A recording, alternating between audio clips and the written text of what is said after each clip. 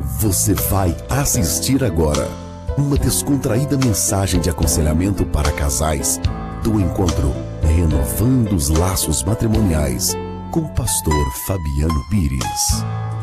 As palestras, a história do casamento, o antes e o depois, erros e acertos do casamento, o dia a dia no casamento e intimidades estão disponíveis em áudio e vídeo. Para maiores informações, acesse o nosso site www.cruzadavitoriaemcristo.com.br e conheça a nossa página de seminários. Prepare o seu coração.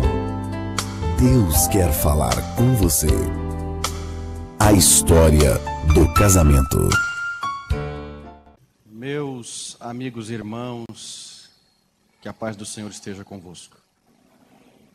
Quero lhe dizer que é uma honra e também privilégio estar com vocês aqui para a gente estudar algumas coisas relacionadas à vida do casal.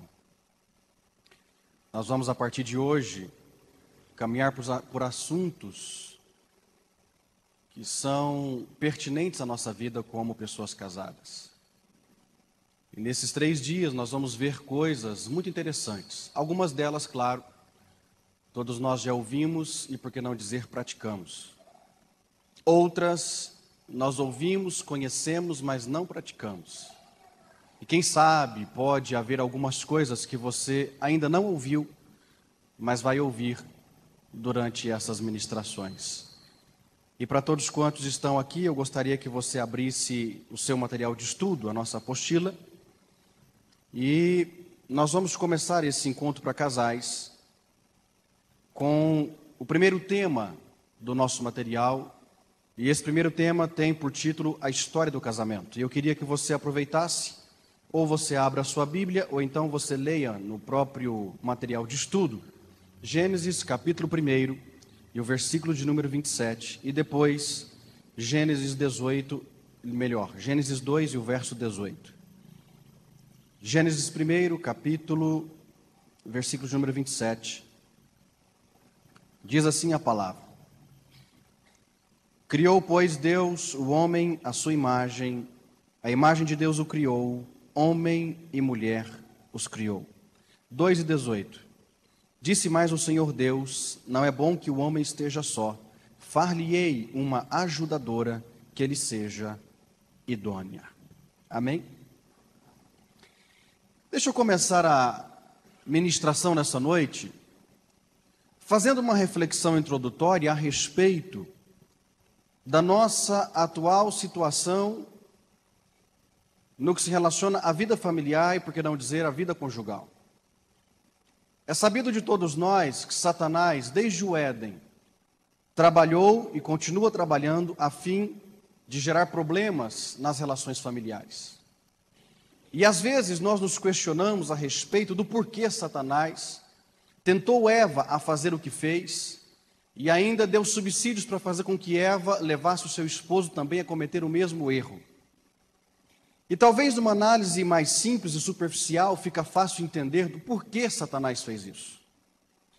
Se nós observarmos a palavra, e o Gênesis fala da criação de todas as coisas, ou as primeiras coisas, nós vamos ver que Deus trabalhou durante 6 dias.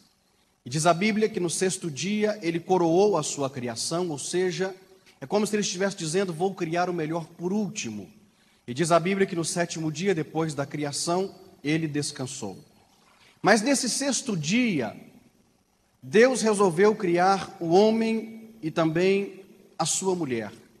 Criou o marido e criou a esposa, porque depois vieram a ser casados pelo próprio Deus. Mas Deus colocou esse casal num lugar chamado paraíso, e esse lugar tinha o nome de Éden. E lá no Éden, Deus deu algumas orientações ao primeiro casal, Adão e Eva. E essas orientações diziam, na verdade, tudo quanto o primeiro casal podia fazer e aquilo que eles não poderiam fazer. Ou seja, Deus disse muito sims a Adão e Eva e disse um único não ao primeiro casal. É como se Deus dissesse para eles: vocês podem isso, podem aquilo outro, podem também isso, podem aquilo outro também. Mas a única coisa que lhes oriento a não fazer é experimentar da árvore do conhecimento do bem e do mal. No dia que vocês dessa árvore, caso queiram de fato dela experimentar, e vocês o fizerem, vocês na verdade passarão por um processo chamado morte, e a partir de então, nós vamos ter a nossa comunhão cortada ou quebrada, porque vocês vão me desobedecer, e eu não gostaria que isso acontecesse. Mas Satanás, muito perspicaz, conseguiu fazer com que Eva desobedecesse a Deus. E a partir daquele momento em que Eva desobedeceu a Deus e o seu esposo, que era o cabeça da sua família, ou seja, Adão era o cabeça do seu lar, também desobedeceu a ordem expressa de Deus de não comer da árvore do conhecimento do bem e do mal. A partir daquele instante, toda a humanidade, ou todos os seres que passaram a existir, a partir do primeiro casal, diz a própria Bíblia que essa humanidade já nasceu na situação ou na condição de pecado. Por isso é que o salmista diz: em pecado me concebeu a minha mãe, ou em pecado eu fui gerado. Por isso que há essa necessidade de, depois de já sermos cônscios da nossa vida, professarmos publicamente a nossa fé em Cristo, porque nós nascemos do pecado justamente por causa desse problema acontecido no Éden. E Satanás obteve uma vitória aparente ali no Éden, quando ele conseguiu fazer com que o primeiro casal desobedecesse a Deus naquela ordem expressa de não tocar e de não comer daquele fruto da árvore do conhecimento do bem e do mal. Mas Satanás, como eu disse a vocês agora há pouco, é perspicaz, e ele sabia que fazendo com que o primeiro casal pecasse, ele ia fazer com que toda a humanidade já nascesse ou fosse gerada, viesse a crescer e a multiplicar no pecado. E não é diferente nos dias de hoje a situação da família, porque na verdade nós entendemos, e é por isso que há um adágio popular que diz que a família é a célula mãe da sociedade, ou a célula máter da sociedade.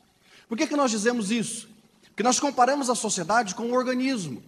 E vocês sabem que quando há a junção de uma célula do homem, chamada espermatozoide, com outra célula da mulher, chamada óvulo, a junção dessas duas células formam o que a medicina chama de ovo ou zigoto.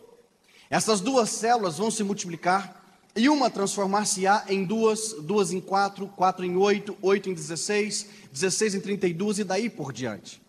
Só que no momento dessa multiplicação celular para a formação dos tecidos, e depois que os tecidos estão formados para a formação dos órgãos, e depois dos órgãos formados para a constituição de todo o organismo, justamente nessa multiplicação celular, quando há qualquer tipo de defeito nessa multiplicação, acontecem as anomalias. Por isso que há crianças que nascem com alguns defeitos. Dentre eles, eu citaria alguns exemplos. Nós podemos citar o fato de crianças nascerem com 6 dedos em uma mão ao invés de 5. Ou então nascerem faltando um ou mais dedos. Há crianças que nascem faltando a mão inteira. Há crianças que nascem faltando um braço ou uma perna. Há crianças que nascem com algumas anomalias, como, por exemplo, crianças que vêm ao mundo sem o cérebro. Porque, na verdade, houve um problema na multiplicação celular, e isso gerou problema na constituição dos tecidos, posteriormente dos órgãos, e então atrapalhou a formação perfeita do organismo. E isso significa dizer que se dentro da nossa casa, que é chamado, a nossa família é chamada célula mãe da sociedade, se nós não estivermos bem ajustados para que a nossa célula mãe, chamada família, possa se multiplicar com a vinda dos filhos de forma correta, a igreja será prejudicada e a sociedade também automaticamente vai ser prejudicada. É um efeito em cadeia.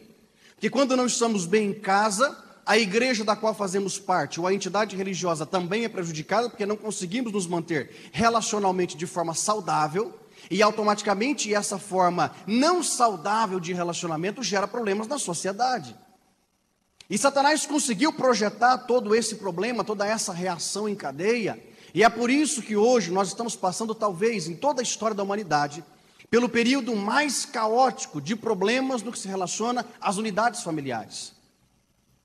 Eu dizia há poucos dias em uma igreja que nunca se viu um momento em que, por exemplo, um marido já não tivesse tanto gosto de estar com a esposa, porque acha que o tempo gasto com a esposa não é tão interessante ou tão proveitoso como era antes do casamento. E nós vamos falar ainda sobre o antes e o depois. Nunca se viu uma época em que a mulher estivesse tão ocupada com tantos afazeres e não tivesse mais tempo para o seu esposo, a ponto de os dois poderem conversar até mesmo as trivialidades da vida. Nunca houve uma época também em que os pais tivessem tão pouco tempo para os filhos.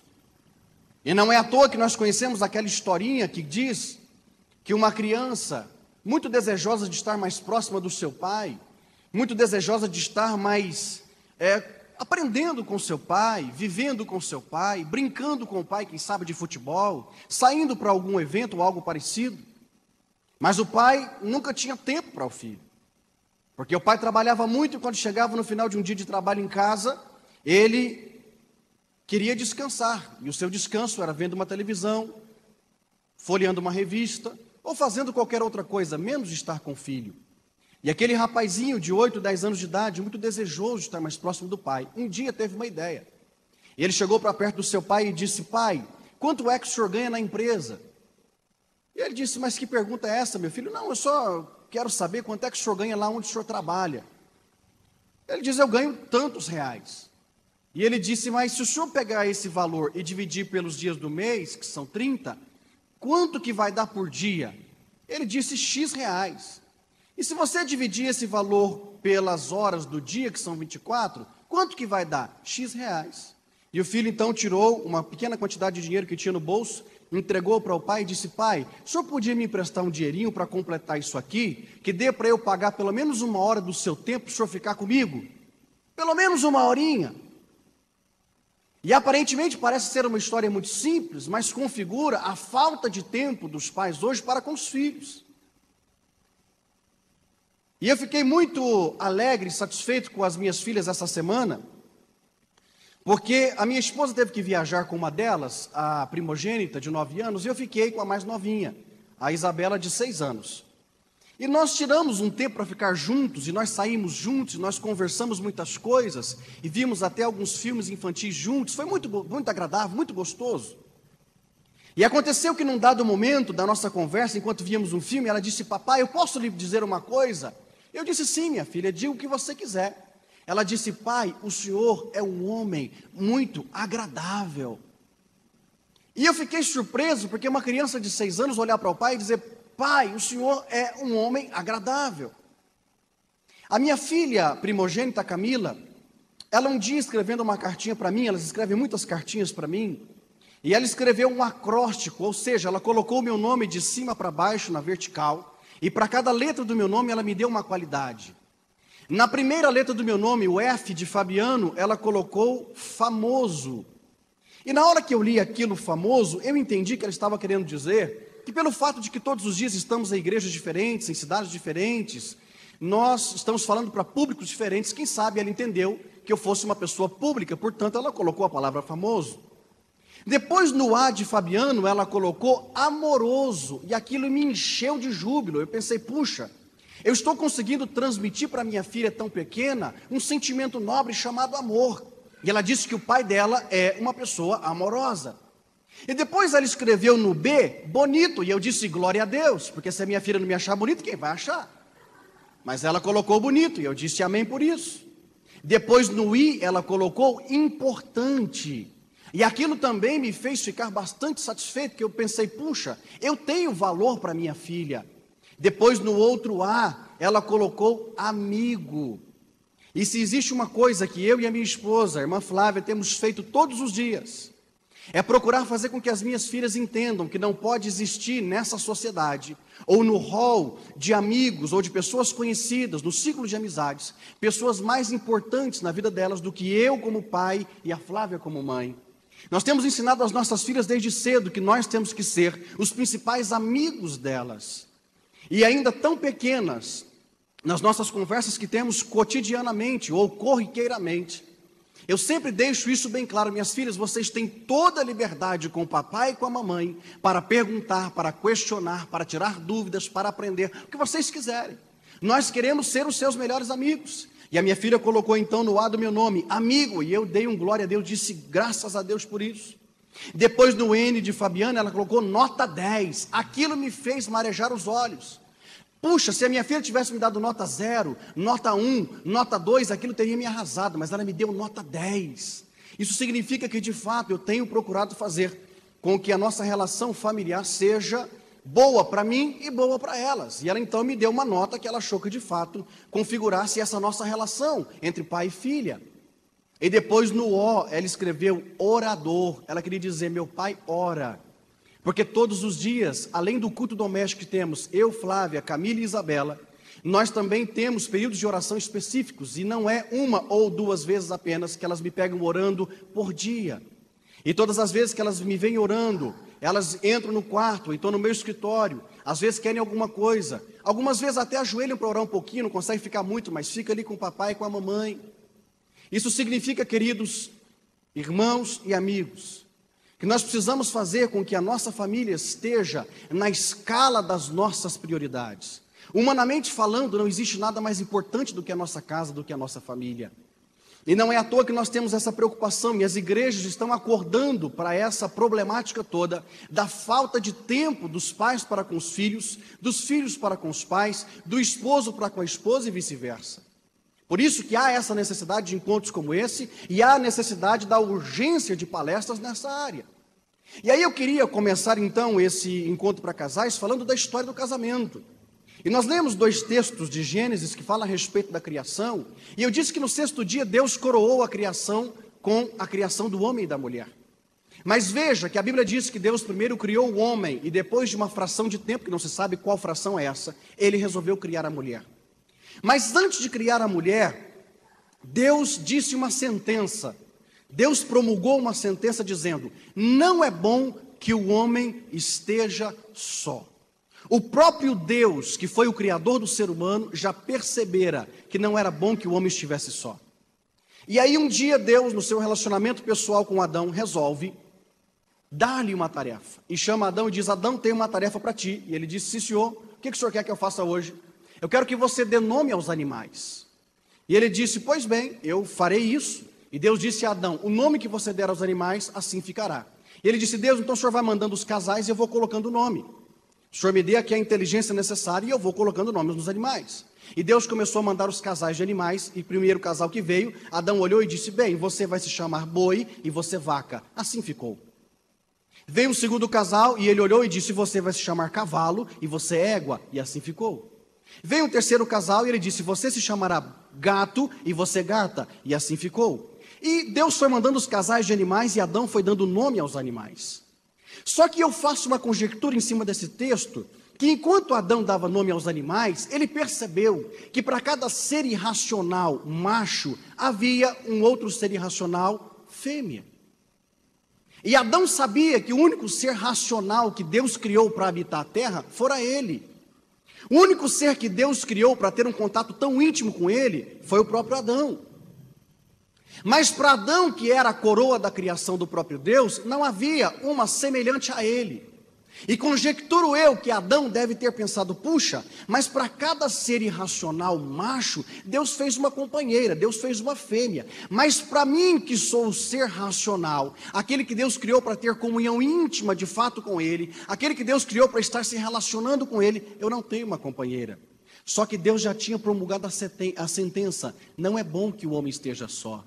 E diz a Bíblia que depois dessa tarefa de Adão, Deus fez com que um pesado sono caísse sobre Adão e Adão adormeceu. A Bíblia continua dizendo que Deus veio então e tirou uma parte do corpo de Adão, que a Bíblia denomina de costela. E Deus pegou essa costela e levou, não sei para onde, para fazer a mulher. Ué, pastor, mas por que você está dizendo que Deus levou? Porque diz a Bíblia que Deus criou a mulher e a trouxe a Adão.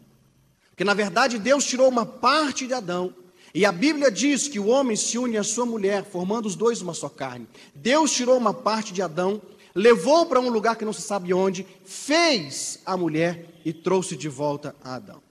Adão estava adormecido. Deus então acorda Adão. E aí eu viajo no texto mais uma vez e conjecturo que Adão deve ter acordado, e vocês, obviamente, já devem ter dormido de forma pesada, e sabe como é despertar de um sono pesado. É difícil, você fica preguiçoso, você abre apenas um olho primeiro, depois abre o outro, é aquela canseira. E imagino que quando Deus despertou Adão, Adão deve ter aberto apenas um olho, e quando ele percebeu aquele monumento ao lado dele em pé, ele deve ter pensado, estou sonhando, e que belo sonho, vou voltar a dormir. E ele fecha aquele olho que ele tinha aberto, mas percebeu que ficara tudo escuro. Ele disse, espera aí, o sonho acabou. Ele abre os dois olhos e aquele monumento permanece ali em pé ao lado dele. Adão percebe que não era um sonho, era a realidade. E Adão então levanta-se. E aqui mais uma vez eu viajo. Imagino eu que Adão, ao se levantar do seu pesado sono, ele deve ter dado uma volta em volta de Eva, para ver todo aquele monumento que Deus fizera. Porque Adão nunca tinha visto coisa tão bela. Até porque imagino eu que Adão já deveria ter se visto num espelho d'água, mas nunca tinha visto algo tão belo. E aí também, mais uma vez eu digo, conjecturando o texto, que Adão deve ter dito para Deus assim: puxa Deus, mas como o Senhor caprichou na mulher? Muito mais do que em mim. E se for pensar bem, Deus caprichou mesmo, muito mais nas mulheres. E como Deus caprichou nas mulheres? Ou será que estou enganado? Diz um poeta, falando a respeito de uma reflexãozinha, que antes de uma bela obra, sempre tem um rascunho. E esse poeta diz que antes da bela obra chamada mulher, veio um rascunho chamado homem. Adão deve ter olhado para a face daquela mulher e percebido o quão bela era aquele ser. Viu que as faces da mulher eram mais delicadas, enquanto a face dele era cheia de pelos, uma coisa mais grosseira. Quem sabe ele olhou para o pescoço da mulher, aquele pescoço mais fininho, mais torneadinho, e o pescoço dele mais grosso, cheio de veias à mostra. Olhou para o busto da mulher e percebeu que ela tinha seios muito bem feitos, e o peito dele todo cabeludo, esquisito, másculo. Quem sabe ele olhou para a barriga da mulher, aquela barriga bonitinha, porque ela ainda não tinha casado. Eu não sei se Eva tornou-se uma mulher relaxada, como muitas de hoje, que depois vou falar sobre esse assunto. Mas até então Eva era uma mulher de uma barriga bonitinha, e olhou para dele, aquela barriga esquisita, com o umbigo para fora, alguns pelos sortidos assim no meio da barriga. Olhou para as pernas da mulher, que belas pernas, todas torneadas, e olhou para as pernas dele, aquelas pernas, não sei se grossas ou se finas, quem sabe arqueadas ou não, mas percebeu que as pernas da mulher eram muito mais bonitas que a dele.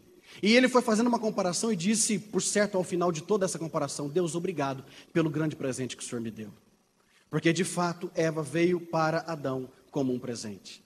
E o propósito número 1 dessa aula, História do Casamento, é fazer com que você entenda que o casamento, ou os casamentos constituídos a partir do primeiro casamento, todos são feitos por Deus. Casamento é uma instituição divina. E eu quero deixar bem claro uma situação nessa noite: casamento não é mandamento de Deus, casa quem quer. Casamento é instituição divina. Agora é claro que se você optar, e é claro, nós não temos aqui ninguém assim, estamos entre casados, mas alguém que opta por uma vida solitária, uma vida sozinha, e vai ficar a vida inteira solteiro ou solteira, não pode viver a vida desregradamente, mas tem que viver uma vida dedicada a Deus. E aí diz a Bíblia que poucos são os que têm de Deus esse dom, essa capacidade de ficar sozinhos. Até porque a psicologia diz que nós somos seres gregários. Gregário significa que nós dependemos de outros seres da nossa mesma espécie, para a gente poder viver, para a gente poder conviver, na verdade. Então, o primeiro objetivo é fazer com que você entenda que o casamento é uma instituição de Deus. E por ser uma instituição de Deus, é uma instituição santa em todos os seus aspectos. Porque há pessoas por aí apregoando que o casamento é santo, mas há algumas coisas que não são santas. E é óbvio que quando se fala sobre esse assunto, a primeira coisa que nos vem à mente é a questão da sexualidade. E muita gente imagina que Deus fez o casamento como santo, mas o sexo como pecaminoso. E isso é um equívoco. Porque o sexo feito para o casamento foi feito por Deus. E se foi feito por Deus, também é santo. Tudo que Deus faz é santo. É preciso entender isso logo de início. Agora, observando esse texto de Gênesis, ou esses textos, quais eram, pelo menos, 2 ideais de Deus quando Deus fez homem e mulher no Éden? O primeiro ideal de Deus é que a instituição chamada casamento fosse uma instituição monogâmica. Todo mundo sabe que mono fala de gamia fala de relação matrimonial, de casamento, de união. Para Deus, a relação matrimonial tem que ser monogâmica, é 1 para 1, não é 1 para 2, 1 para 3, 1 para 4, 1 para 5. Deus já defende o princípio da monogamia desde o Éden, desde o Gênesis, desde a criação. Se Deus aprovasse as uniões bígamas ou polígamas, Deus teria feito para Eva 2 Adãos, 3 Adãos, 4 Adãos. Ou então teria feito para Adão 2 Evas, 3 Evas, 4 Evas. Mas Deus fez um Adão para uma Eva para um Adão e pronto, acabou. Significa que Deus está defendendo o princípio da monogamia.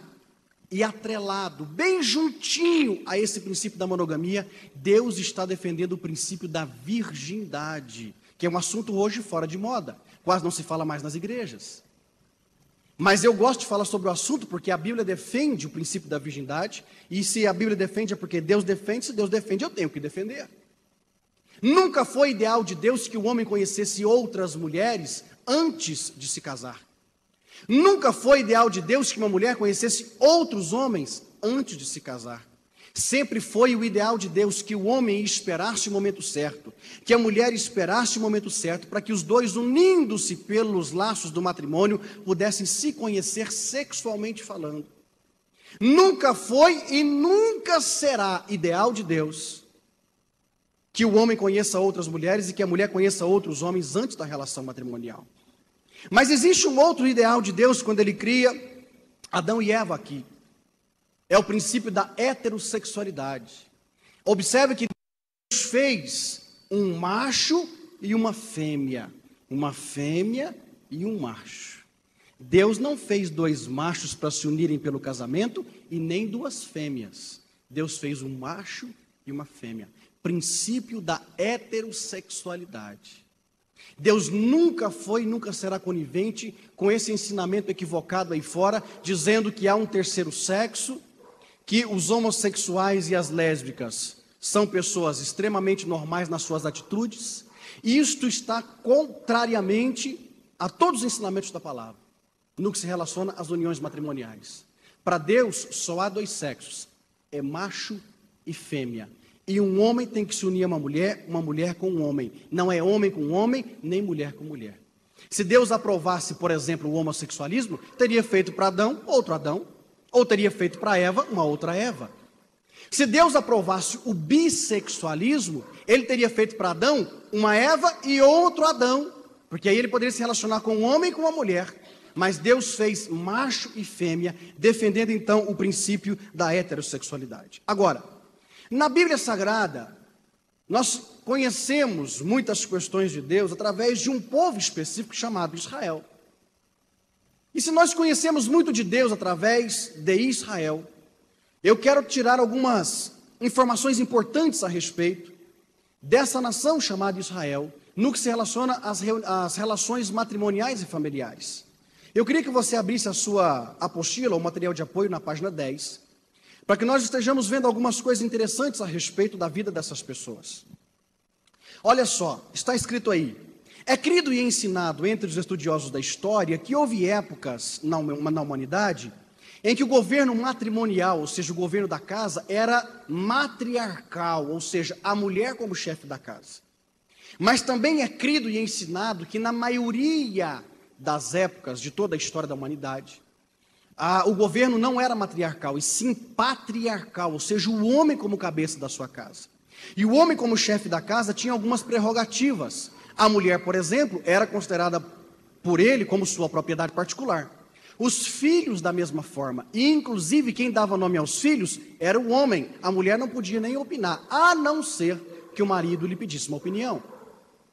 Mas continuando, diz aí que com o tempo, isso está na Bíblia, o casamento deixou de ser exclusivamente monogâmico, passando a ser poligâmico. Deixou de ser um homem para uma mulher para um homem, para ser um homem para várias mulheres. E o primeiro registro disso está em Gênesis 4:19, de um homem chamado Lameque, que casou-se com 2 mulheres. Então, com o tempo, o homem desviou-se completamente do projeto inicial de Deus da monogamia e passou a ser poligâmico. E nessa cultura específica de Israel, os valores daquela cultura consideravam a poligamia como algo, entre aspas, legítimo. Eles consideravam isso como algo legítimo. Era para eles algo extremamente normal um homem ter mais de uma mulher. Já não era tão normal uma mulher ter vários homens, mas um homem ter várias mulheres era algo normal. E eu fico pensando nisso. Meu Deus, mas como existe ainda nesse tempo presente homens extremamente, eu vou usar um termo mais simples, bobos nessa questão. Porque para nós que somos homens casados, já é difícil cuidar de uma mulher.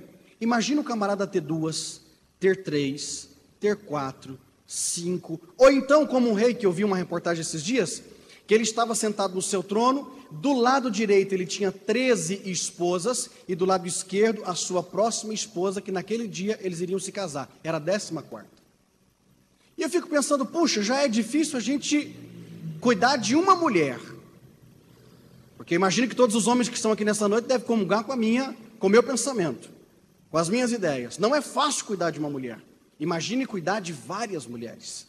E vou até mais longe. Diz um estudo por aí que uma mulher fala por dia 14.000 palavras. 14.000 palavras por dia. Imagina um camarada com 10 mulheres. São 140.000 palavras no dia. Não há cabeça que suporte isso. Só por aí já se vê que um camarada que se arrisca a ser polígamo vai ter encrenca, vai ter problema. Fora o fato de que cada mulher tem as suas necessidades. Cada mulher tem as suas particularidades. E não é fácil você cuidar de todas as particularidades de uma mulher. No fundo, eu imagino, eu creio, fazendo os estudos que faço diariamente, que nem as próprias mulheres se entendem.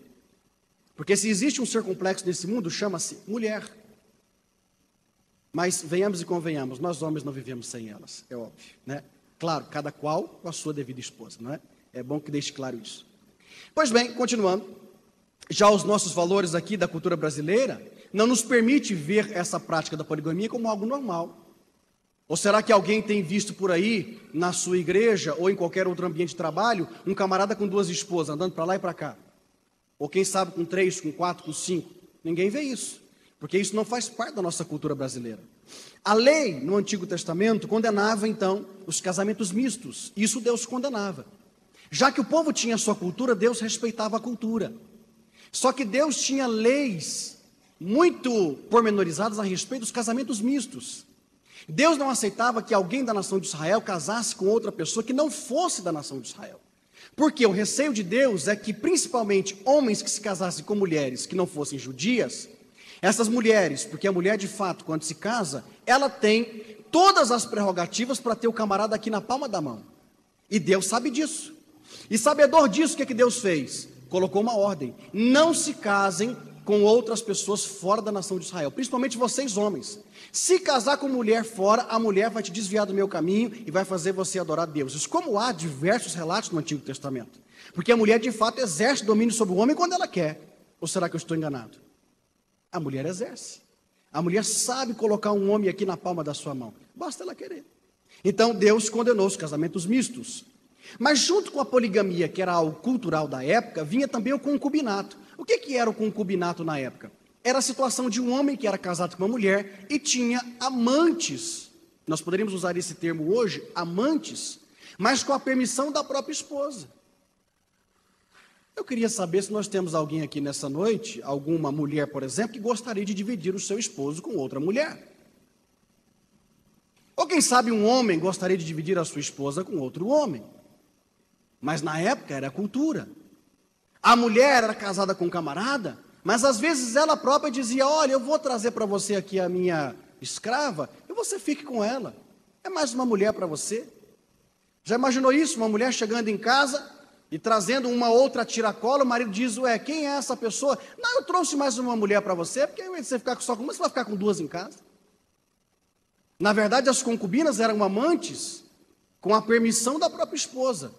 E aí nós temos muitos exemplos na Bíblia. Por exemplo, o próprio patriarca Abraão, que é o nosso pai na fé, teve uma mulher chamada Sara e teve uma concubina, uma amante declarada chamada Agar, com a concessão da própria esposa. Nós vamos ver, por exemplo, Davi, que teve muitas esposas e muitas concubinas, muitas amantes. O próprio Salomão, diz a Bíblia, casou-se com 700 mulheres e tinha mais 300 amantes, 300 concubinas. Já pensou o que é isso? Fazendo uma continha simples, dividindo 1.000 por 3 anos, 1.000 por 365 dias, Salomão teria que estar por quase 3 anos, a cada dia com uma esposa e com uma concubina, para poder estar com todas elas. Imagina que dificuldade isso. Mas é claro que há explicações para isso. Muitos desses casamentos de Salomão foram casamentos arranjados. Ele era rei, e às vezes algumas negociações que ele fazia com povos vizinhos, dava-lhe o direito de se casar com a filha daquele outro rei com quem ele fizeram um acordo. Então, Salomão foi colecionando, na verdade, mulheres e concubinas. Mas eu duvido que ele conhecia todas, na verdade. Acredita-se que um dos maiores motivos para essa poligamia e para o concubinato era a vontade de ter muitos filhos, em especial do sexo masculino. Para eles era um status ter muitos filhos em casa, em especial homens, porque os homens ajudavam no campo. Os homens ajudavam também na criação do gado e daí por diante. Agora, um grande inconveniente dessa prática da poligamia e concubinato eram as brigas entre as mulheres, porque elas ficavam brigando o tempo inteiro. Houve um caso, por exemplo, de Jacó, que é um outro patriarca da Bíblia, que ele teve 2 esposas e 2 concubinas. Imagina, o homem tinha 4 mulheres em casa. Porque todo mundo conhece a história de Jacó. Jacó saiu fugido da casa dos seus pais, foi para a casa de Labão. Quando chegou na casa de Labão, enamorou-se por Raquel. Apaixonou-se por Raquel. Chegou para Labão e disse: quero casar com sua filha. Ele disse: bem, é muito melhor dar minha filha a você, que é um parente, do que dar para um outro estranho. O que você tem para me dar? Porque na época, casamento tinha que render algum lucro, não é? Para o pai da moça. Ou rendia dinheiro, ou rendia bens materiais, ou tempo de serviço do futuro genro. Como Jacó não tinha dinheiro nem bens, então ele disse: olha, eu tenho mão de obra, eu sei trabalhar, eu vou trabalhar para você. Quantos anos você quer que eu trabalhe para eu poder ter o direito de casar com sua filha? 7 anos. Tudo bem. Diz a Bíblia que Jacó trabalhou 7 anos para Labão, e diz a Bíblia também que esses anos passaram-se para ele como se fossem dias, pelo quanto ele amava Raquel. No dia do casamento, Labão usou de uma esperteza, e ao invés de dar Raquel como esposa para Jacó, deu Leia, ou Lia. Cada versão da Bíblia traz aí um nome, mas vamos usar Leia. Labão deu Leia. Na época era costume das mulheres usarem um véu, e as mulheres só tiravam o véu na noite de núpcias. Só que como lá não tinha luz elétrica como nós aqui, era tudo na lamparina, então o camarada às vezes não estava nem preocupado da mulher tirar véu, nada. E diz a Bíblia que Jacó casou-se com Leia e foi para sua tenda para ter a primeira noite com ela. E teve a primeira noite normal, achando que era Raquel. No dia seguinte ele acorda, bate o olho naquela mulher e diz: espera aí, mas não foi com você que eu casei. Ela disse: foi comigo sim, porque Leia também era apaixonada por Jacó, mas ele não gostava de Leia, ele gostava de Raquel. Aí ele correu no sogro e disse: você me enganou. Ele disse: eu não te enganei, você que é um trouxa. Você não perguntou como é o costume aqui do nosso povo. Aqui não se dá a filha mais nova primeiro, antes da mais velha. E Leia é mais velha do que Raquel, portanto ela tem que se casar primeiro. Agora, se você quiser de fato casar-se com Raquel, são mais 7 anos de trabalho. Jacó, pelo quanto amava Raquel, diz a Bíblia que trabalhou mais 7 anos. Na verdade foram mais 7, depois mais 6, foram 20 anos junto com aquele sogro. E eu costumo dizer que existe muita sogra ruim, carne de pescoço. Mas existe um sogro, preste atenção, existe sogro que é carne de canela, de galinha caipira com febre. Pensa num homem ruim. Labão era um desses. Pensa num homem ruim, era Labão. 20 anos Jacó amargando ali junto com Labão. Aí o que acontece? Raquel era estéril. Leia começou a ter filhos. Raquel, com vontade de ter filho, diz: eu não posso ter filho, vou dar então a minha escrava para o meu marido. E deu a escrava para que o marido se deitasse com ela e gerasse filhos para ela. Depois que Leia parou de gerar filhos, disse: se eu não posso gerar também, então eu vou dar a minha escrava para o meu marido. Aí então ele passou a ter 4 mulheres. Até que um dia Deus resolve abrir a madre de Raquel, e Raquel tem 2 filhos. Mas, lendo a história bíblica, a gente percebe quanta confusão houve naquela família por causa da existência de 4 pessoas na vida de um homem só. Então não adianta, não há um caso de sucesso na Bíblia de um homem com mais de uma mulher que ele foi feliz. Todos os homens na Bíblia que tiveram mais de uma mulher tiveram fracasso na sua relação familiar e matrimonial em especial. Um dos fatores que muito favoreceu a poligamia e o concubinato foi a lei do levirato. Eu não sei se vocês sabem, mas a lei do levirato não veio da parte de Deus. Ela foi acoplada à lei de Moisés, porque já era cultura da época. A lei do levirato dizia que se um camarada morasse com seu irmão, e de repente ele, casado, viesse a morrer, o irmão mais velho dele deveria assumir a viúva para poder gerar descendência. Claro que esse irmão mais velho assumiria a viúva se ela não tivesse filhos do falecido. E diz a Bíblia que esse homem que assumia a responsabilidade de estar com essa viúva, o primeiro filho do sexo masculino tinha que ter o mesmo nome do falecido, para gerar descendência para ele, para o nome dele não sumir do clã e nem da tribo, não é? Então isso acabou favorecendo também a questão da poligamia e do concubinato. Mas como que se dava um casamento propriamente dito no antigo Israel? E acontece assim também nos dias de hoje. Olha só, primeiro, a noiva era escolhida pelo pai do noivo, dificilmente o noivo escolhia. E eu imagino que para nós hoje seria difícil demais você ter a obrigação de casar com alguém que você não conhece e que nem gosta, não é? Inclusive, há alguns textos que dizem que muitas vezes os rapazes só conheciam a esposa no dia do casamento. Imagine só, que situação mais difícil. Eu vi uma reportagem há pouco tempo no Globo Repórter que dizia que em algumas tribos indígenas aqui no Brasil, as crianças do sexo feminino já nascem predestinadas para alguns homens. E aí a criança, então, é criada pelos pais até uma certa idade. Depois que ela chega a essa idade, ela passa a ser propriedade desse homem, e depois que ela adquire a maturidade com 13 ou 14 anos, maturidade corporal, porque de cabeça não tem, mas corporalmente, aí ela passa a ser esposa de fato. Quer dizer, a mulher não tem nem liberdade de escolher com quem vai se casar, não importa os sentimentos, porque isso é a cultura deles. Aqui também era cultura, o pai do rapaz dizia, não, você vai se casar com a fulana de tal, e pronto, acabou.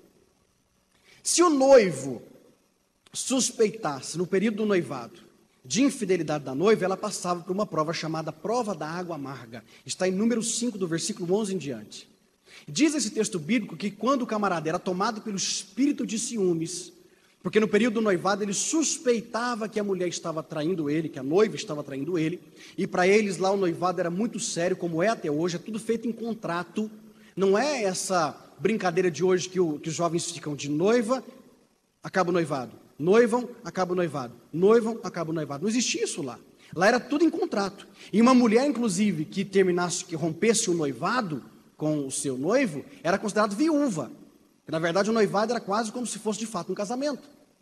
E aí, esse texto bíblico diz, o camarada tomado pelo espírito de ciúme dizia, você me traiu, eu sei que você me traiu, estou suspeitando de você. Não, eu não te traí, dizia a mulher.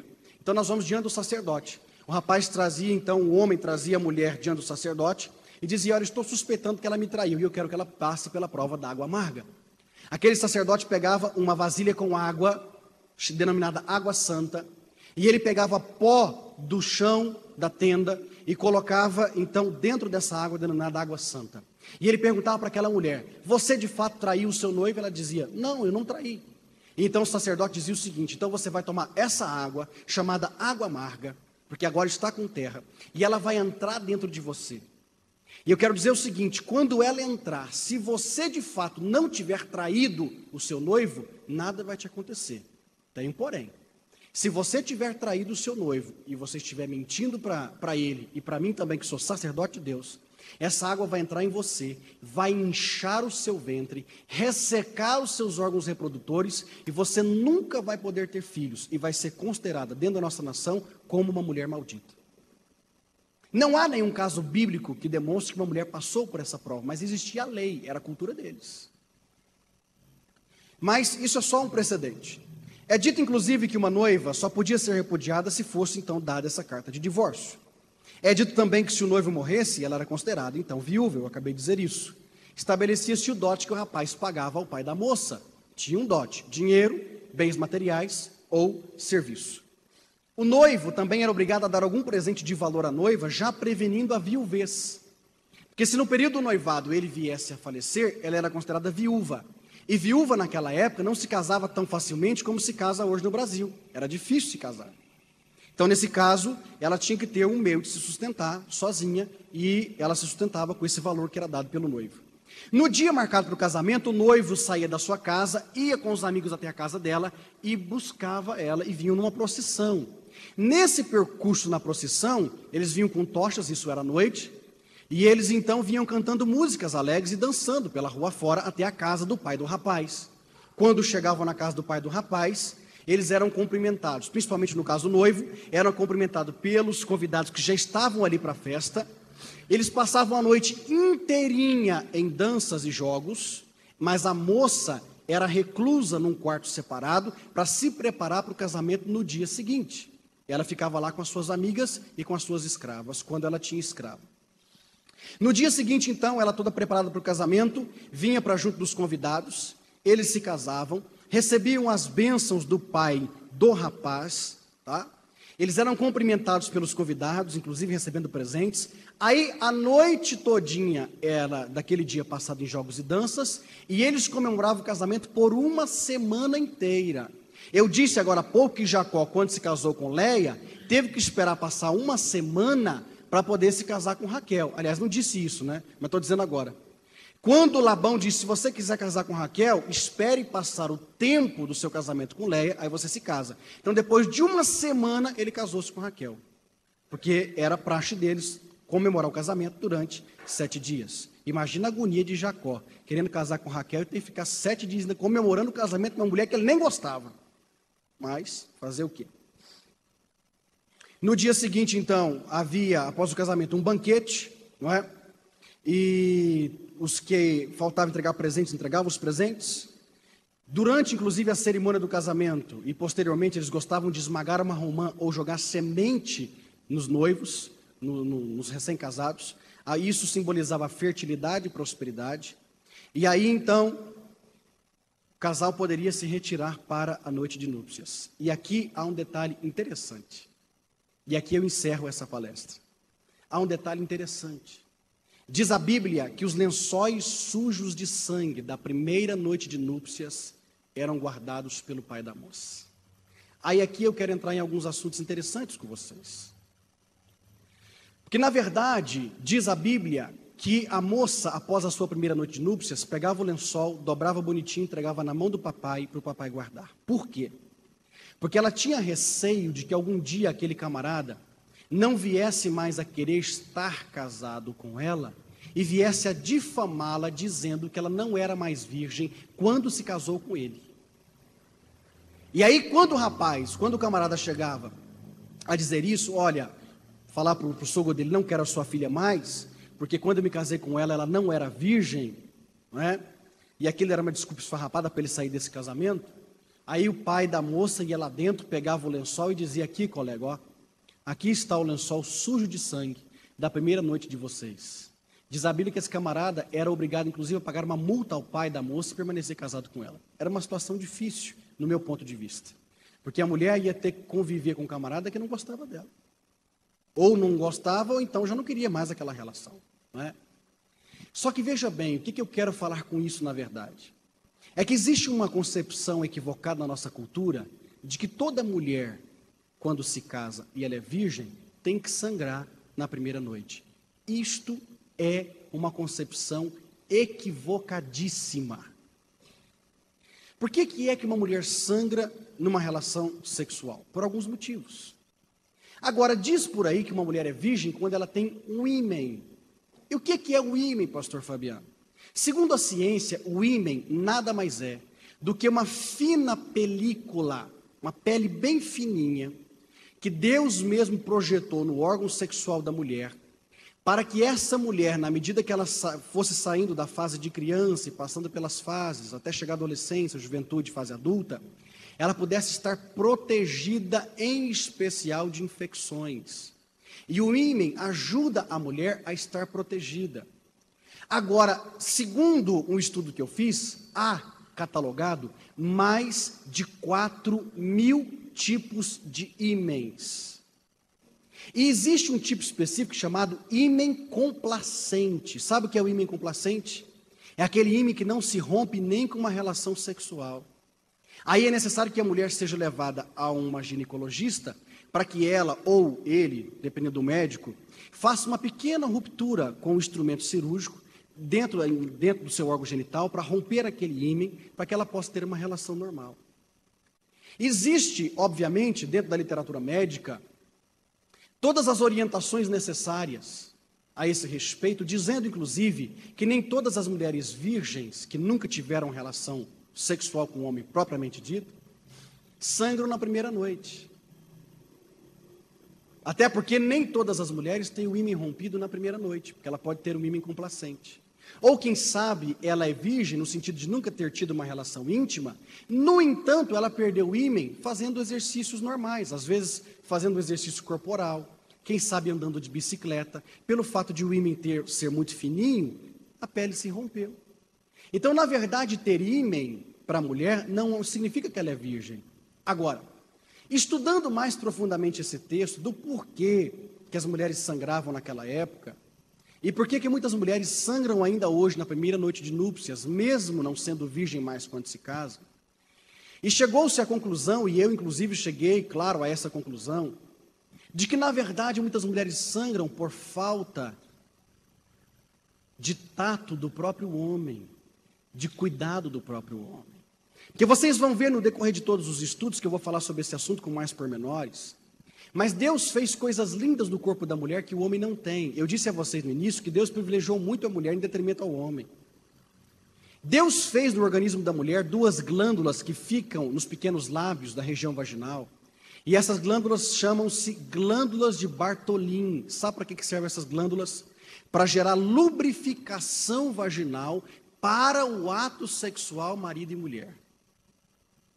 E como é que essas glândulas entram em funcionamento? Quando a mulher é despertada sexualmente.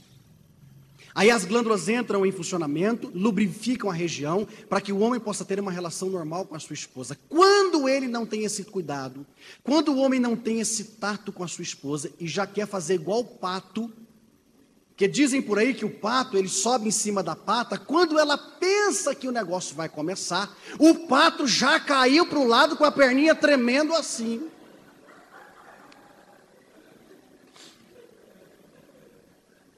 E tem uns camaradas por aí parecendo pato. E a esposa fica a ver navios. E às vezes, por causa dessa falta de tato, as glândulas de Bartholin não entram em funcionamento, a região vaginal está seca, o camarada coloca o seu órgão genital no órgão dela, e aquela fricção rompe vasos, por isso que ela sangra. E estudando ainda mais profundamente o texto, eu descobri que a antropologia, através dos seus estudos, revela que os homens judeus, em especial nessa época, eram literalmente homens brutos ou brutais, que tinham relações quase que animalescas com as suas esposas. E nós vamos falar inclusive muito disso durante esses dias. Mas para terminar, só encerro dizendo o seguinte: nós que ensinamos para casais, costumamos dizer que o homem é comparado a um fogão a gás, e a mulher é comparada a um fogão a lenha. Fogão a gás, você roda aquele botãozinho lá, aquela manivelinha lá, não sei como é que chama aquilo, você roda aquilo, apertou o botão elétrico ou acendeu um fósforo, acende o fogo na hora. Só que quando você já não quer fazer mais nada com aquele fogo, você rodou aquilo de novo, apagou o fogo. O homem é desse jeito. Já a mulher é fogão a lenha. Fogão a lenha merece cuidados. Para você usar um fogão a lenha, você tem que primeiro limpar o fogão, trazer lenha cortadinha e sequinha para colocar no fogão. Você coloca fogo nessa lenha e senta e espera, espera, espera, espera. Só que quando esse fogo pega nessa lenha, não tem fogão a gás que queime tanto quanto o fogão a lenha. Só que perceba o seguinte: quando você terminou de fazer o que você tinha para fazer no fogão a lenha, você deixa o restante da lenha queimar. E aí aquilo fica ali queimando por um tempo. Quando você olha para lá e pensa assim, bom, agora não tem mais nada, eu acho que já acabou. E você enfia a mão ali para você limpar, você queima a mão porque ainda tem fogo lá. Com a mulher é do mesmo jeito. Que nós dizemos que há pelo menos, basicamente, de forma bem simplificada, para não complicar para vocês, 3 estágios na relação íntima. Existe o despertamento, e nesse despertamento é preciso que haja o que nós denominamos de preliminares. Depois tem a fase do clímax, quando eles alcançam o ápice do seu clímax sexual e chegam ao orgasmo, e depois o esfriamento. Olha como é que é o homem. Eu disse que o homem é fogão a gás. Olha o que ele faz, ó. Sobe rápido. E da mesma forma que ele sobe rápido, ele chega rápido ao orgasmo. E quando ele chega ao orgasmo, ele cai bruscamente, rapidamente. Já a mulher é diferente. Ó, eu vou até lá longe para mostrar para você. A mulher é assim, ó. A mulher esquenta devagar. Devagar. Ela demora. Ela é fogão a lenha. E ela permanece aqui quando ela fica bem quente mesmo. Ela fica muito tempo aqui. Muito tempo, muito tempo. Só que quando ela fez tudo o que tinha para fazer, vai demorar para esfriar. Vai demorar para esfriar. Mas os homens não compreendem isso na sua maioria. E por isso machucam muito as mulheres, não apenas fisicamente, mas no emocional. Porque diz uma pesquisa recente que o homem demora entre 30 segundos e no máximo 1 minuto para estar pronto para uma relação sexual. A mulher demora entre 8, 10 e até 12 minutos para estar pronta. E olha lá que é uma mulher que tem uma relação normal com sua esposa, uma relação saudável maritalmente. Pastor, mas o que eu vou ficar fazendo? Eu demoro 1 minuto, ela demora 10, o que eu vou ficar fazendo nos 9? Se vira, meu amigo. Se vira. Eu não vou te dar uma lição com relação a isso, mas tenha criatividade. É preciso que você use das preliminares. A sua esposa precisa disso. E vou dizer mais, quando você já estiver satisfeito e ela também, não saia desesperadamente de perto dela, porque ela, como fogão a lenha, não esfria tão rápido quanto você. Ela precisa de um tempo para esfriar. Só saia de perto dela quando ela te autorizar. Quando ela dizer, agora você pode ir, aí você sai de perto. Eu disse agora há pouco, a mulher, ela tem o poder de colocar o camarada aqui na palma da mão dela. Não é? Vamos orar? Feche seus olhos. Deus, em nome de Jesus, eu quero te louvar por tudo que tem acontecido até esse presente momento. Que o Senhor possa, de fato, fazer-nos entender que o casamento como instituição divina tem que ser santa em todos os seus aspectos. Eu te louvo por isso. E eu te peço, Pai, que nas nossas vidas, todas as orientações da Tua Palavra possam estar bem claras, bem patentes e bem fresquinhas na nossa mente, a fim de que nós possamos acertar muito mais do que nós temos acertado até agora. Nós queremos viver muito bem com a nossa esposa, com o nosso cônjuge, queremos que a nossa família seja de fato uma bênção. É a nossa oração em nome de Jesus. Bom, nós selecionamos 20 perguntas. São 20 perguntas que as pessoas mais corriqueiramente nos fazem nos encontros para casais. E eu quero citar a pergunta e dar uma resposta bem objetiva a vocês. E eu espero que, de fato, essas perguntas e essas respostas possam gerar satisfação na vida de vocês no que se relaciona à compreensão de alguns fatos. E eu penso que a primeira pergunta a ser feita, que é a mais corriqueiramente feita, em especial para os evangélicos, é: o sexo é pecado? Sempre me perguntam, pastor, sexo é pecado? Sim, é pecado. Desde que feito fora do casamento, desde que feito dentro do casamento, mas fugindo às normas de moral e pudor que a Bíblia nos orienta, e desde que também feito no casamento sem a vontade de um dos cônjuges, aí é pecado. Fora isso, não é pecado. O sexo feito no casamento, ou na verdade, quando a gente fala de sexo, estou usando uma expressão aqui, essa palavra sexo é uma palavra usualmente que está, na verdade, na boca de todas as pessoas do mundo inteiro, sexo. Mas quando a gente vai falar para casais, a gente costuma dizer que quem faz amor, quem aprende a fazer amor, nunca mais quer fazer sexo. De fato. Mas isso é uma explicação um pouco mais aprofundada e eu não quero entrar nesse termo, nesse mérito. Portanto, eu vou usar o termo sexo como termo geral, tá bom? Mas estou se me referindo aqui à questão da prática do amor entre o casal. Então, normalmente quando esse amor é feito dentro do casamento de forma errada, quando é feito dentro do casamento sem a vontade de um dos dois, ou quando é feito fora do casamento, se configura pecado. Fora isso, não é pecado. Eu disse a vocês que Deus é o autor da instituição divina chamada casamento. Deus é o autor do casamento. E todas as nuances do casamento também são divinas, são santas. E a sexualidade não ia ficar de fora. A sexualidade não ia ficar de fora. E tem muita gente por aí achando que o sexo no casamento é pecado, só serve para ter filho, por isso que sofre tanto. Então fica então isso bem entendido. Segunda pergunta: É pecado ter fantasias sexuais? Depende do tipo de fantasia. Alguém diz assim, pastor, eu estou casado há 20 anos e a nossa relação íntima sempre tem sido da mesma forma. Todas as vezes que nos relacionamos, nós usamos uma mesma posição por 20 anos, aquela posição cara a cara, frente a frente. E a minha fantasia é mudar de lado, mudar de posição. Isso é pecado? Mas se fosse, então a gente estava enrolado, porque só imaginou que relação sem graça, uma pessoa ficar 20 anos assim do mesmo jeitinho? Existem posições que são muito melhores para as mulheres. Para os homens, qualquer posição agrada, mas para as mulheres, existem posições que são melhores. Porque a mulher precisa fazer a fricção do seu órgão genital, em especial do clitóris, no corpo do homem para ela ter prazer. Então eu queria que você que é casado, você que está aqui nessa manhã, entendesse que algumas fantasias não têm nenhuma conotação de pecado. Agora é claro que alguém diz assim, pastor, sabe qual é a minha fantasia? Minha fantasia é ir numa loja de sex shop, e eu quero chegar na loja de sex shop, quero comprar para minha esposa uma botona de couro que vem aqui, e eu quero que essa bota tenha espora, eu vou comprar um chicote para ela de couro, vou comprar uma máscara assim bem legal, bem transada mesmo, não é? E a minha fantasia é ficar assim ajoelhado de quatro e ela subir em cima de mim com aquele chicotão, com aquela botona de espora, e pastor, me dá esporada.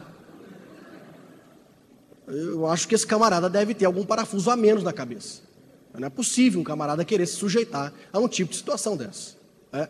Então esse tipo de fantasia não condiz com a nossa vida, nem com aquilo que nós ensinamos pela própria palavra. Isso foge muito ao pudor, não é? Terceira pergunta, como eu faço para aprender mais sobre sexo? É simples, faz sexo. Ou seja, faça amor com a sua esposa, com seu esposo.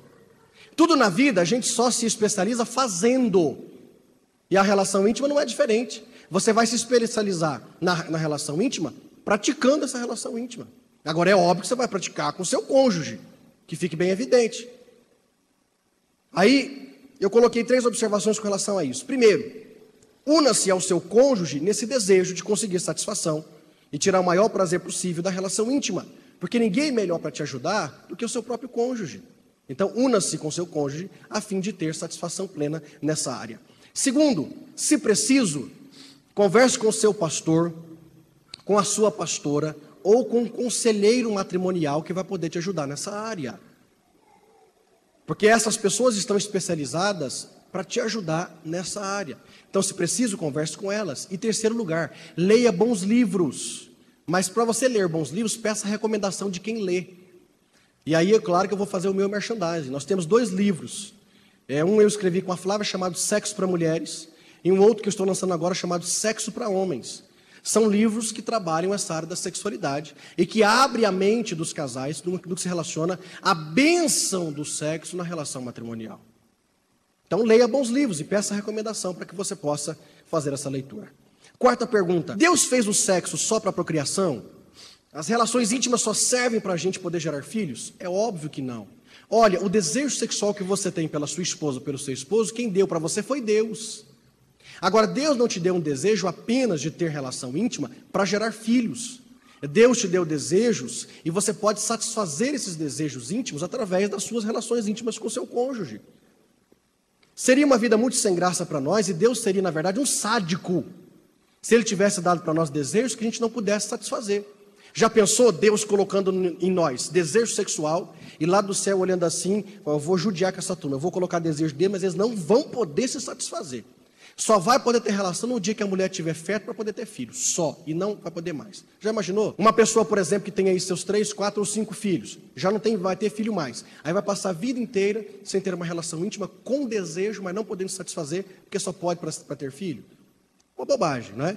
Então a gente sabe, é óbvio, que Deus fez a relação íntima para que a gente pudesse se satisfazer. É bom que fique bem claro que a Bíblia chega a fazer uma comparação, até foi o apóstolo Paulo que fez uma comparação, dizendo que a união marido e mulher, essa união sexual, essa união conjugal, ela se compara à união de Cristo com a igreja. Mas de que forma? Não é espiritualizada, não.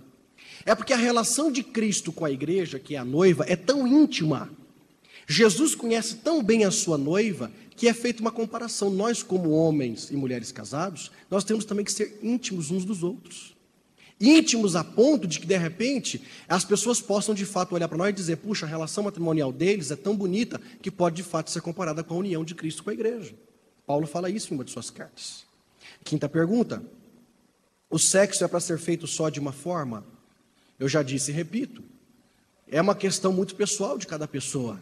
Quando eu digo fazer só de uma forma, é você usar uma mesma posição a vida inteira. Essa questão de posição é muito pessoal. Eu não posso, como pastor ou como conselheiro matrimonial, dizer para você qual posição você vai fazer. É uma coisa que você tem que fazer junto com o seu cônjuge. Não sou eu que defino isso para você. Agora tem que ser de comum acordo, tem que ser bom para os dois. Eu não posso, de repente, ditar normas nessa questão.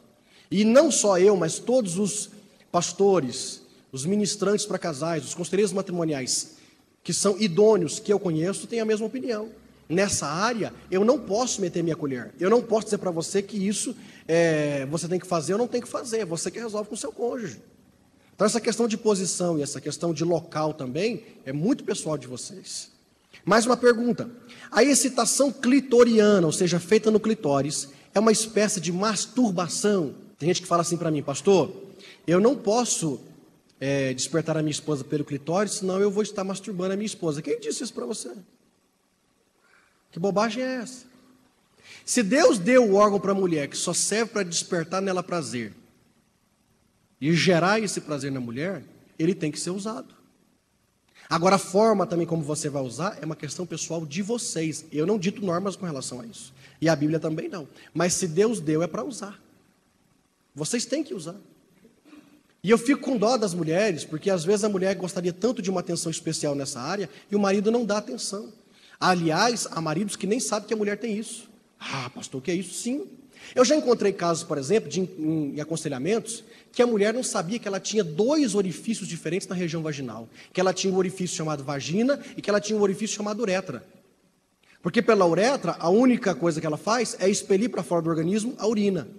Mas pela região vaginal, ela tem relações íntimas com o marido, ela expulsa o bebê num parto normal e ela joga para fora o fluxo menstrual. Eu já encontrei mulheres que achavam que ela só tinha um único orifício por onde ela fazia tudo isso. Eu encontrei mulheres em que nós perguntamos assim, a irmã conhece um órgão chamado clitóris? Pastor, eu nunca nem ouvi falar disso, não sei nem se isso existe de fato. Já perguntei para alguns homens, irmão, você conhece a composição de um órgão genital da mulher? Você sabe como é que funciona? Pastor, não sei não, só sei que eu tenho um negócio, ela tem um buraquinho, isso enfia no buraquinho e pronto, acabou. Sim, eu já encontrei alguns assim. Ignorância, falta de conhecimento. Então, muitas mulheres não conhecem, não sabem os benefícios que estão perdendo pelo fato de não usarem o clitóris, e os homens muito mais. Porque quando um homem descobre que a mulher tem de fato tanto prazer através do uso do clitóris, ele passa a dar mais atenção a isso, e ele gera muito mais prazer nela, e automaticamente ele também tem muito mais prazer. Porque vendo a esposa ter prazer, o homem se satisfaz. Ó, questão de cuca, questão de inteligência, usa a sua inteligência. Mais uma pergunta, eu posso ver o meu cônjuge sem roupa? Pode não, deve. Deve ver. Salomão era um homem que conhecia tão bem a sua esposa, a Sulamita, que diz a Bíblia no livro de Cantares, que num dado momento ele faz uma expressão dizendo assim, tu és tão formosa que em ti não há mancha alguma. Significa que Salomão conhecia a sua mulher da cabeça aos pés. Porque para um camarada dizer assim, a minha esposa não tem uma pintinha no corpo, é porque ele conhece o corpo inteiro dela. E ele conhecia. Aí eu conto uma história, também verídica, isso não é história com E, é história com H mesmo, de um camarada morando no interior, louco para ver a esposa sem roupa, mas ela muito Caxias, não vou deixar você me ver sem roupa, isso é pecado, Deus não agrada disso. Passa-se 1 ano, 2, 5 anos, não sei quantos anos de casado. Aí um dia ele resolve fazer um negócio, vou chegar mais cedo em casa, vou pegar essa mulher no pulo. E ela muito caxiona, só tomava banho no mesmo horário. Ele chegou mais cedo do serviço, entrou sorrateiramente, portão adentro, foi para o lado da casa, pegou um banquinho, subiu no banquinho e ficou vendo a mulher tomar banho. Pensa num homem alegre, dando glória a Deus e aleluia, assim, quase falando língua estranha. Olhou para aquele mulherio e disse, meu Deus, mas que mulher que o Senhor me deu. E emocionada, alegre. Daqui um pouquinho ela lavando o cabelo assim, ela virou o rosto e viu aquela cara lá, socorro, tarado! E aí é óbvio, cidade pequena do interior, pouco movimento, os vizinhos já vieram correndo. Quando os vizinhos arrombam o portão e chegam lá, quem era? O marido. O marido vendo a mulher tomar banho. Pode um negócio desse? Paulo diz, agora como casado, meu corpo é dela, o dela é meu.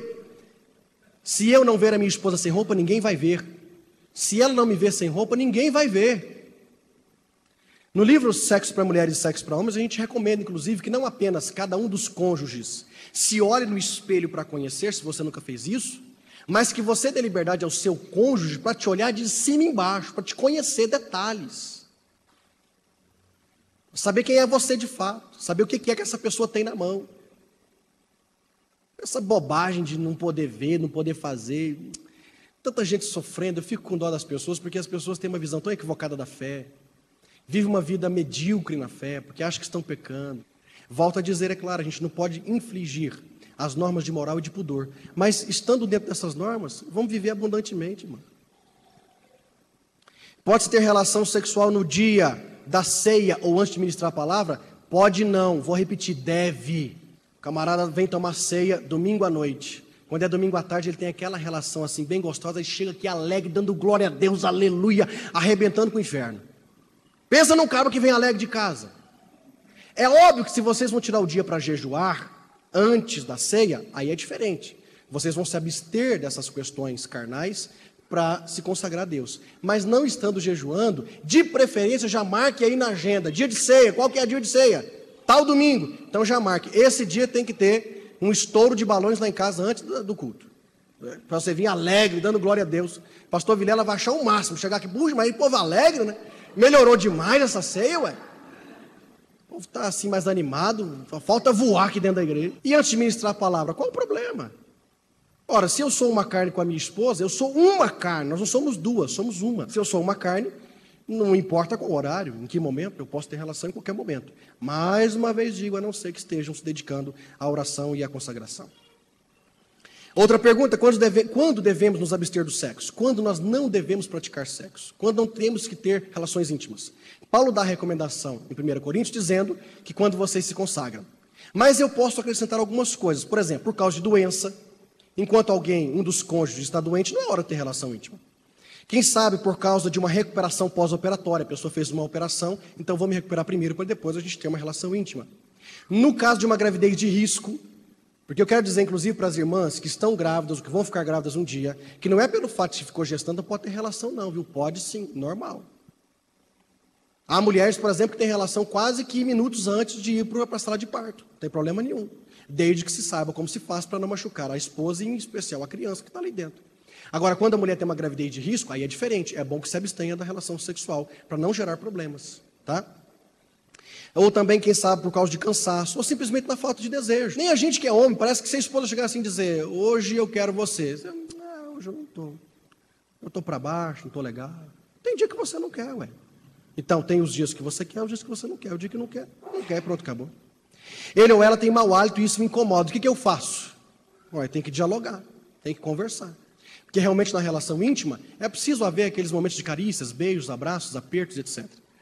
E aí a mulher às vezes, ou o homem se incomoda com o fato de que o outro está com mau hálito. E aí vocês têm que ter amizade para conversar e procurar consertar isso. Inclusive eu coloquei aqui que o mau hálito pode ser por algumas ocasiões. Por exemplo, por alguns problemas. Ingestão de certos alimentos. Às vezes você ingere algum alimento que te gera mau hálito. Ou quem sabe a ingestão de alguns tipos de medicamentos que também te gera mau hálito.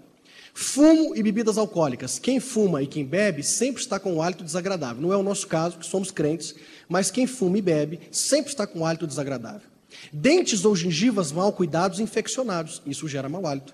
Problemas no estômago gera mau hálito. Problemas de pulmão gera mau hálito. Problema de rins e fígado gera mau hálito.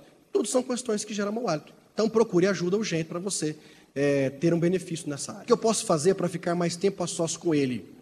Depende de cada relacionamento. Você tem que usar de criatividade. Principalmente para você que tem filho, usa do expediente de vez em quando, combinar com um amigo, com uma amiga, para ficar com seus filhos, uns parentes, sei lá. Faça alguma coisa. Olha, uma sugestão simples que eu dou para vocês. Tem muita gente que fala assim, pastor, eu queria sair de lua de mel com meu cônjuge, mas eu não tenho dinheiro. Fica caro uma viagem, é simples, na sua cidade mesmo. Vai para um quarto de hotel. Hotel com H. Hotel. Aluga um quartinho de hotel e passa o dia com a sua esposa. Às vezes aquele momento que você vai ficar ali o dia inteiro, só por conta, de preferência aluga um quarto que tenha banheira e hidromassagem, que vocês passam o dia inteiro dentro da banheira, tomando refrigerante, comendo petiscos e conversando, sei lá. Almoce dentro do quarto, jante dentro do quarto. Um momento só de vocês. Faça isso de vez em quando, uma vez a cada 3 meses, uma vez a cada 6, do jeito que vocês tiverem condição de fazer, mas faça. Se não tem condição de viajar, alugue um quarto de hotel mesmo da sua cidade e aproveite-se, porque o tempo está passando e o que passou não volta mais. Por que existe tanta aversão quanto ao prazer do sexo entre marido e mulher? Por pelo menos 3 motivos. Primeiro, ensinamentos paternos que mostram o sexo como vergonhoso. Os pais que tiveram uma relação matrimonial muito desagradável no passado, aí ficam ensinando para os filhos que o sexo é errado, que o sexo é ruim, que o sexo é pecaminoso. Há pais, por exemplo, que proíbem até dos filhos pegar nos órgãos genitais, não pode pegar porque é pecado. Ué, a criança está se descobrindo. Então é preciso que nós observemos isso, porque muita gente não gosta de falar sobre o prazer no sexo entre marido e mulher, porque aprendeu errado lá atrás. Segundo, porque há ensinamentos de algumas igrejas que mostram o sexo como imoral. É o que eu disse, há pastores que ensinam isso como imoral. Não, vocês não podem ter realmente prazer, porque tudo que gera prazer é contra a carne, aliás, é contra o espírito, e nós não podemos viver na carne, temos que viver só no espírito. Uai. Então, você quer viver só no espírito, vira anjo, então. Ué. Eu não quero viver só no espírito, não, eu quero viver na carne também. Quando eu digo viver na carne, é viver intensamente, abundantemente, aquilo que Deus me permite viver na carne, ué. Não estou falando de viver uma vida pecaminosa, estou falando de viver uma vida na carne, no material, dentro daquilo que Deus me permite viver. Terceiro, por causa de abusos sofridos no passado. Tem muita gente que odeia sexo porque sofreu abuso no passado. Principalmente abusos por parte de parentes. Aí as pessoas ficam traumatizadas e não querem nem falar sobre esse assunto de prazer na área sexual. Estamos caminhando para o fim. Como deve ser encarada a menopausa? Com maturidade. A menopausa é um período muito importante da mulher em que ela deixa de ovular e, portanto, deixa de menstruar. Só que acontece no período da menopausa também a cessa-se a produção de alguns hormônios na mulher. Por isso que a mulher precisa fazer uma reposição hormonal, normalmente depois que entra na menopausa. Mas não significa que a menopausa é um período em que o sexo tem que ser banido da vida do casal. Pelo contrário. Existem muitas literaturas que dizem que as mulheres, quando entram na menopausa, aí é que elas ficam boas no negócio mesmo. Eu não sei se as irmãs aqui na menopausa podem testemunhar isso, mas eu já ouvi e já li muito disso. Inclusive, alguns médicos arriscam até dizer que as mulheres, depois dos 40, aí é que viram a pimenta mesmo no negócio. Né? Então, quer dizer, não existe nenhum momento da nossa vida em que não possamos praticar atos conjugais nessa área com o nosso próprio cônjuge. Vamos aproveitar a vida. Quantas vezes temos que ter relação íntima por semana? Uai, quantas vocês quiserem. Desde que vocês deem conta e queiram, quantas vocês quiserem. Tem gente que fica com esse negócio. Pastor, eu posso ter 5, posso ter 7. Meu amigo, você pode ter 20, se você der conta. Agora, a maioria das pesquisas revelam que os casais têm, numa média, no Brasil, entre 2 e 3 relações por semana. Os casais mais jovens. E os casais de mais idade, às vezes 1 relação por semana, quando muito 2. Mas, faz assim, um dia sim, um dia não, sei lá. Bola aí um negócio gostoso para vocês. Agora, o bom mesmo é na hora que dá vontade, né? Não precisa ser segunda, não precisa ser terça, não precisa ser quarta, não precisa ser de manhã, à tarde, à noite. A hora que der vontade. Deu vontade nos dois, é isso mesmo. Mas cuidado com o local, tá? Porque tem gente que é exagerado. Não, eu estou com vontade agora. Aí o camarada pega e liga para a esposa. Vem aqui na empresa agora. Aí ele tranca a porta do escritório e quer ter uma relação com ela lá dentro. Não, peraí. Aí já deu problema. Né? Sexo oral é pecado? A pergunta corriqueira. Todo mundo pergunta isso pra gente. Sexo oral é pecado? Vamos fazer uma diferenciação? O que é despertamento sexual e o que é sexo oral propriamente dito? Despertamento sexual é tudo aquilo que você faz para despertar a pessoa com quem você está casada para estar, de fato, com desejo de ter você numa relação íntima. E esses despertamentos sexuais envolvem também carícias com a boca e com os lábios. Por exemplo, o fato de um homem passar a boca na nuca da mulher, e a nuca é considerada uma área erógena, ou seja, uma área de despertamento sexual, isso é algo extremamente normal. Isso é um despertamento sexual. O fato de repente, o homem passar a boca pelos seios da esposa é algo normal. Ah, pastor, mas não é possível que um homem pode colocar a boca lá. Salomão faz uma comparação dizendo que os seios da esposa são, na verdade, comparados com belos cachos de uvas. Aí eu te pergunto, você compra a uvinha, aí coloca lá em cima da mesa e fica só olhando para a uva. Ai, que uvinha bonitinha, tão linda, bonitinha. Uva é para chupar, meu amigo. Acorda. Então, despertamento. Simples fato de repente a mulher pegar na coxa do homem e apertar, a coxa de um homem, principalmente a parte interna, é considerada uma área erógena. de despertamento sexual. Isso é um despertamento normal. Então, essas questões de despertamento é uma questão pessoal do marido e da mulher. Agora, o que é o sexo oral propriamente dito? O sexo oral propriamente dito é a inversão daquilo que é natural. Ou seja, Deus fez para a relação íntima pênis e vagina. Deus não fez pênis e boca. Deus fez pênis e vagina. Quando um homem quer substituir o natural, que é pênis, vagina, por pênis, boca, isso é sexo oral. Aí configura pecado. Porque ele quer usar a boca da esposa como se fosse uma vagina, inclusive querendo ejacular na boca da esposa. Aí isso configura pecado. Agora, os despertamentos sexuais, aquilo que gera despertamento para vocês, é uma questão pessoal de vocês. Eu não posso, mais uma vez repito, não posso infligir essa regra da privacidade de vocês. Eu vou dizer aqui, você, mulher, não pode permitir que o seu esposo, por exemplo, toque no seu seio. Ué, é uma questão pessoal de vocês. Quem sou eu? Por exemplo, há mulheres que amam ser beijada nos pés. Questão que gosta. E há homem que gosta de beijar sua esposa nos pés. Só que o problema é que sabe o que acontece? Que muito homem não faz isso? Porque quando dá uma olhadinha no pé da coitadinha, irmão, dá medo. Dá medo. Olha para o pé daquela mulher, a unha está até assim, ó. De tão grande. Não cabe sapato fechado, porque ela rasga o sapato com a unha. Fora isso, não é só o fato de estar grande, não. Suja. O calcanhar parece um ralador de milho para fazer pamonha. Aquele pé tudo desajeitado. Irmã, pelo amor de Deus, homem nenhum vai chegar perto de você para fazer nenhuma massagem sequer. Camarada é perigoso cortar a mão pegando no seu pé. A mulher tem que se cuidar. Então, repetindo, sexo oral é a troca do que é natural. E isso configura pecado. Agora, os despertamentos sexuais é uma questão pessoal de cada casal. Outra pergunta, sexo anal é pecado?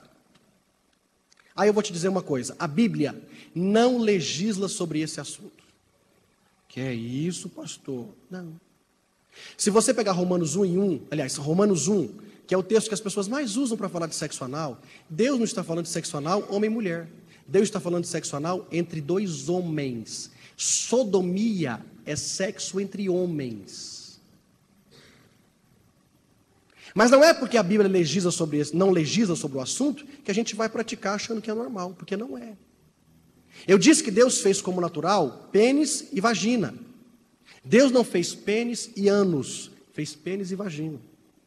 Olha só, o que é o ânus? É a terminação do reto. Você tem o intestino, depois você tem o reto, e a terminação do reto é o ânus. Para que serve o ânus? Tão somente para expulsar aquilo que o seu organismo não absorveu como nutriente. É feito um bolo alimentar, o que presta é absorvido, o que não presta é jogado fora.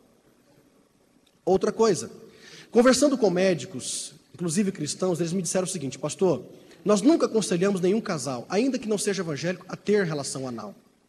Primeiro, porque normalmente quando se quer ter uma relação anal, quer-se ter relação anal e vaginal ao mesmo tempo. E quando o camarada coloca um pênis no ânus, ele suja o pênis todo de bactérias, aquela flora bacteriana que tem ali no ânus, ela é passada para o órgão genital do homem, e se ele introduz na vagina da mulher, vai gerar complicação para a mulher, que ela vai pegar infecção vaginal. E outra coisa, para se ter uma relação anal, entre aspas, saudável, eles tinham que fazer uma lavagem do reto. Tinha que colocar uma mangueirinha ali, lavar tudo, limpar e tal, para depois ter uma relação. É complicado demais e pode gerar problemas de saúde. Então, os médicos com quem eu já conversei disseram, não é bom que o casal se arrisque a fazer isso. E eu, como pastor e conselheiro cristão, digo a você, não faça. Porque o que Deus fez como natural é pênis, vagina, não é pênis e ânus. Fica bem claro isso. Nós podemos ir a um motel? Para que você vai a um motel se você pode ir a um hotel? Para que você vai no motel com M, se você pode ir no hotel com H? Ah, pastor, porque lá é melhor. Melhor por quê? A única coisa que um hotel tem, que um hotel não tem, é filme pornográfico lá na televisão. Só. Porque tem cama do mesmo jeito, tem frigobar do mesmo jeito, tem ar-condicionado do mesmo jeito, tem banheiro de hidromassagem, tem sauna, tem chuveiro, tem tudo. Tem roupão. Nós não aconselhamos que os casais evangélicos frequentem motéis, porque na verdade o motel, primeiro existe toda uma questão espiritual. Um motel é um local projetado para as pessoas terem apenas relações sexuais E principalmente aquelas pessoas que não podem ter relações que outras saibam disso. Então é o quê? É o marido traindo a esposa, leva amante. É a esposa traindo o marido, leva amante. É o casal de namorados que ainda não são casados, vão para o motel. E daí por diante. Casais homossexuais, casais de lésbicas. O motel não é um local interessante. Outra coisa, é muito desagradável você de repente frequentar, por exemplo, meu carro tem um adesivo, Paz FM. Já imaginou eu entrando dentro de um motel, aí o camarada dá uma olhadinha assim no adesivo do meu carro, esse aí é crente. Meu carro tinha um adesivo assim, sou ministro do evangelho, eu tirei porque eu troquei de carro. Já pensou o camarada assim, esse aí é pastor, pastorzinho animado, vem para o motel. É um negócio desajeitado. E outra, se você sai da porta de um motel e alguém passa e vê você, até que você consiga explicar que você estava com o seu cônjuge ali dentro, isso vai dar complicação.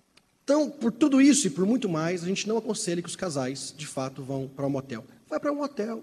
Aluga um quarto de hotel aí, bem legal, gasta aí uns R$100, R$200, sei lá quanto, e fica ali uma noite, um dia, quem sabe, e se aproveitem à vontade. Né? Nós podemos frequentar um sex shop? Para que você vai frequentar sex shop? O que você vai comprar no sex shop? Me responde. No sex shop você vai comprar o quê? Vai comprar um pênis de borracha? Para que você vai comprar um pênis de borracha se já tem o do marido? Vai comprar uma vagina de borracha? Para que você já tem a da esposa? Vai comprar filme pornográfico? Você não pode ver essas porcarias. Você vai comprar fantasias? Essas fantasias de sex shop normalmente são aquelas grotescas. Você também não vai usar isso porque vai ficar muito feio. Você vai comprar o quê? Você vai ver o quê no sex shop? Não tem motivo para uma pessoa crente ir para o sex shop. Não tem razão para isso. É inventar demais. Aí se pergunta assim, nós podemos fazer uso de determinados instrumentos de ordem sexual? Que são, por exemplo, pênis, vaginas de borracha e outras coisas? Se já tem o natural, para que vai usar o artificial? Me responde. Para que isso? Para terminar, quando nós estivermos insatisfeitos, a gente pode se masturbar? Se há insatisfação na relação sexual entre marido e mulher, é porque há alguma coisa de errado com os dois. E essa satisfação sexual não virá através da masturbação. Porque a masturbação é um ato de aparente satisfação sexual, mas que gera prazer momentâneo que não satisfaz de verdade. Porque quem se masturba nunca se satisfaz. Ele masturba hoje, amanhã quer mais, depois da manhã quer mais, quer mais, quer mais, quer mais. Nunca se satisfaz. É algo que não completa. Uma relação íntima você quer mais, mas você depois de uma relação prazerosa você se sente saciado. Puxa, mas que legal, que coisa, puxa, nossa, não tem nada que se compare a isso. A masturbação não, você termina de masturbar e não se sente satisfeito. Faltou alguma coisa. Isso vale tanto para o homem quanto para a mulher. Porque não são só homens que se masturbam, não. Mulheres também se masturbam e muito, viu? E muito. Peguei uma pesquisa esses dias agora a respeito dessa área e dizendo que das mulheres que se masturbam, 90 e poucos %, isso claro que foi uma pesquisa feita com mulheres do cotidiano, seculares, não dentro da igreja. 90 e poucos % dessas mulheres não têm relações 100% prazerosas com o marido e, portanto, se masturbam para ter prazer na masturbação. Mas que prazer é esse? Um prazer fictício, que na verdade não preenche. Então a masturbação é um engano, na verdade, que é colocado na mente das pessoas achando que isso gera prazer, mas não gera. E não gera conhecimento também não. Alguém diz assim, não, deixa o adolescente se masturbar, ele está se conhecendo. Conhecendo o quê? Conhecimento sexual para ser, de fato, trazido em voga dentro da relação matrimonial. Amém? Glória a Deus. Deus abençoe todos vocês. Muito obrigado.